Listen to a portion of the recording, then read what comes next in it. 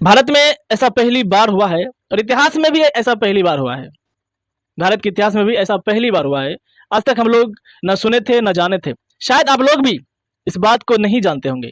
आप लोग यही जानते होंगे कि लैपटॉप मोबाइल चोरी होता है भारत में, हमारे देश में।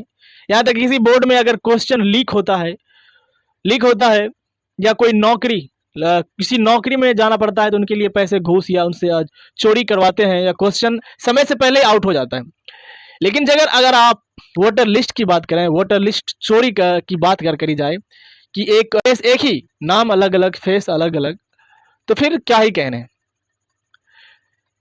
इलेक्शन कमीशन का मतलब ये होता है कि वो वोटर लिस्ट के मालिक होते हैं। वो किसी भी पार्टी के मेंबर नहीं होते हैं, वो खुद एक मालिक होते हैं। वो जो करेंगे किसी भी पार्टी उनको 100%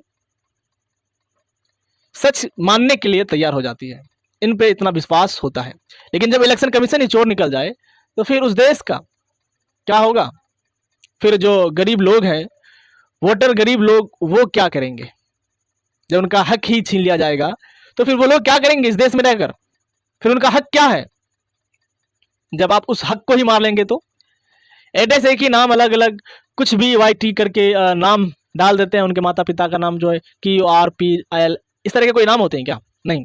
लेकिन इस बात पर राहुल गांधी ने छानबीन किया तो 80 वोटर ऐसे निकले जो एड्रेस एक ही हैं, एड्रेस एक ही है और नाम इस तरीके से है जिनको पढ़ना बहुत मुश्किल हो जाता है। इस तरह के नाम होते हैं, YT QRP, इस तरह करके नाम। जब राहुल गांधी ने छानबीन किया, NDTV के रिपोर्टर को जब वहां पर भेजा, उस एड्रेस पर, उस वोटर के एड्रेस पर जब भेजा है, तो एक वहां पे जो निरीक्षण किया वो रिपोर्टर, उन्होंने देखा कि वहां पे जो है 10-12 का कमरा है, बस एक ही लोग रहते हैं। लेकिन उस एड्रेस पर 80 वोटर लोग का नाम दर्ज है। ये कहां से आए? कहां के लोग हैं ये सब? कहां से आते हैं ये लोग?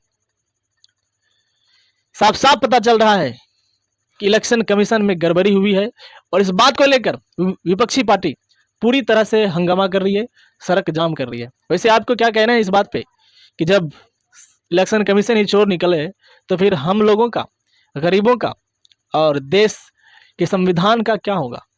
जरा कमेंट बताइए हमको।